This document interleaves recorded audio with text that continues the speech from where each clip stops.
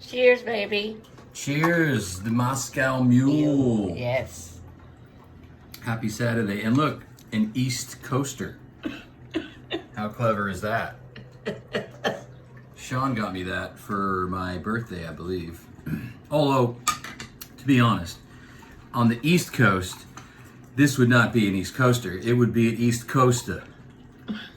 See? Because on the East Coast, we don't pronounce our R's or our L's for that matter. You know, we leave those out. You know, like, for instance, I've been here for 35 years or something, and everyone knows me as Mark. Okay, but that's not really my name. My name's actually Mark. Sorry. Because where I grew up, that's what everyone called me, Mark. What are you doing, Mark? Where you going, Mark? Come here, Mark. Because we don't pronounce our R's and L's. What people don't understand is I didn't always talk like this. I used to talk normal. I used to talk regular. And if you talk regular, you can talk so much faster, it's so much easier. You don't have to pronounce your R's and your L's and move your mouth and articulate and all of that stuff, use up all your energy. You could get so much more out in such little time with such less effort. See what I'm saying?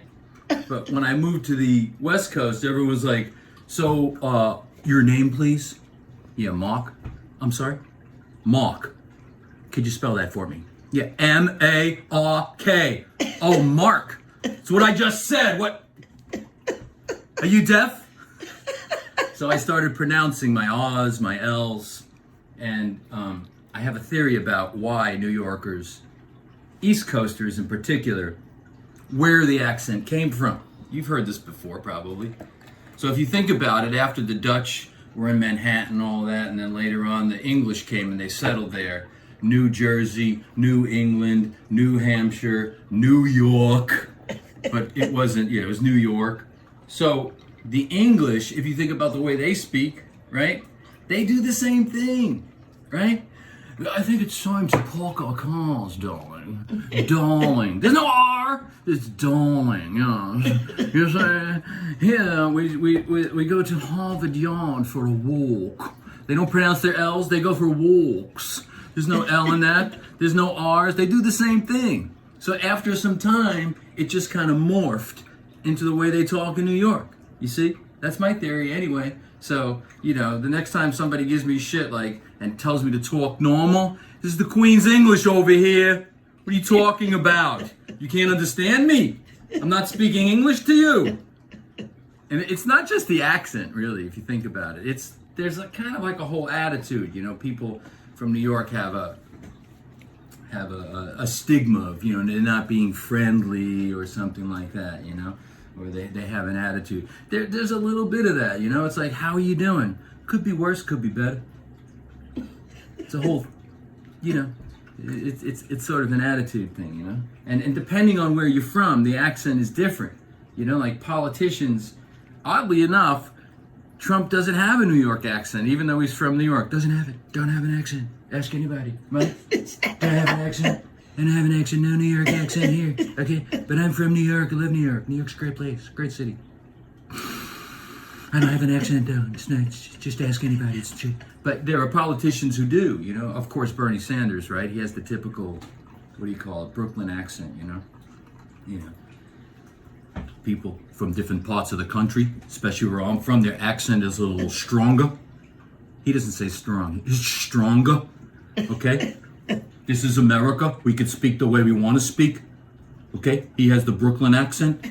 You know, you got Schumer, also a Brooklyn accent, but it's a little bit different, right? He's like, I've asked my colleagues on the other side of the aisle to cooperate so that we can move things forward, right? He's got the same thing going on. And then, you know, you got people from the Bronx, like my friend Jack. 33 days I'm over here, Mark. 33 days. I got this contractor remodeling my house. He's got nothing but the floor joists in. I look at him, I says to him, I says, get your tools, get your shit, get the fuck out of my house. 33 days, you got nothing but floor joists. Before I knock you out, get out of the house. You see, New Yorkers are misunderstood because they kind of have their own shorthand, you know? Like, if I were to say something on the East Coast, like growing up, I was thinking maybe we should have some pizza tonight. What do you think? You want pizza? Have pizza. Who's stopping you? Do what you want.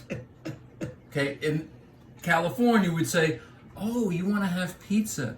That's a really good idea. Awesome. Let's get some pizza. They're saying the same thing, you know? You want to go out for our dinner tonight? What do you want to go out for? We went out last week.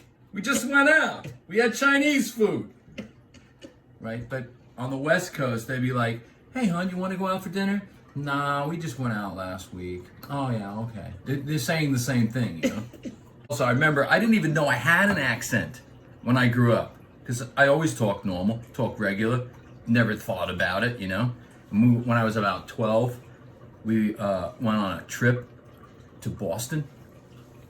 And me and my brother Stu, we like, Stu, did you hear the way they talk over here?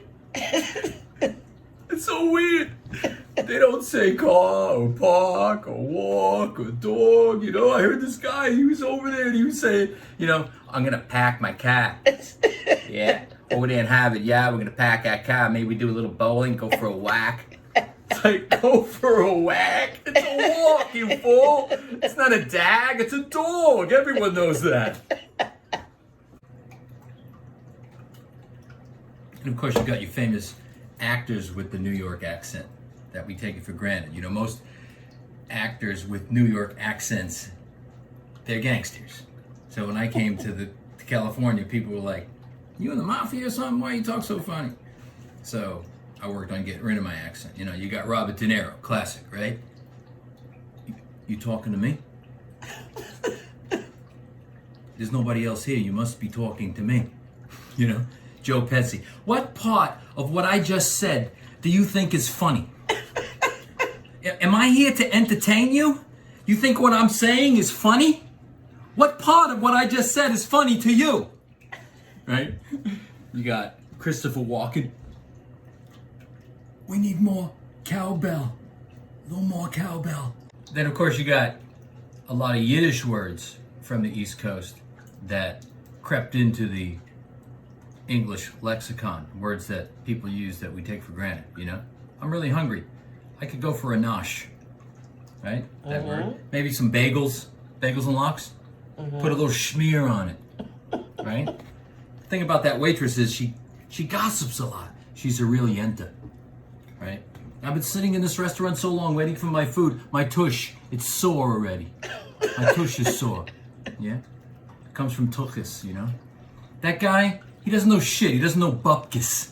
Bupkis. Have you heard of that word? Yes, Bupkis? I have. He's a real putz. Guy's a schmuck. He's a schlemiel. You know the difference between a schlemiel and a schlemazel? Nope. So they both mean like someone who's got bad luck, you know?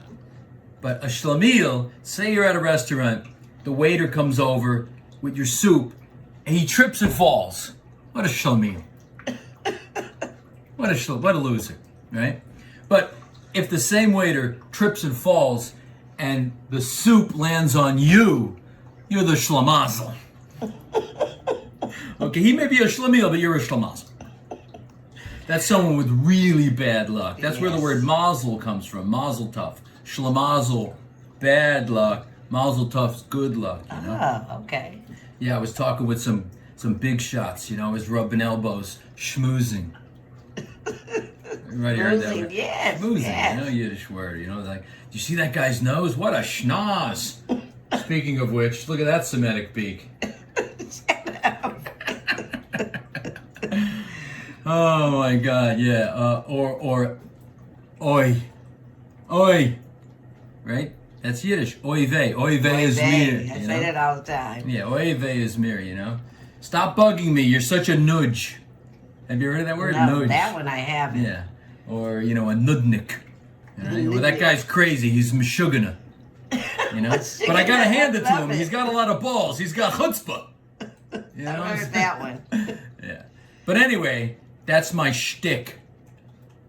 And I'm sticking to it. I'm verklempt. I'm verklempt. Stop. Discuss amongst yourselves.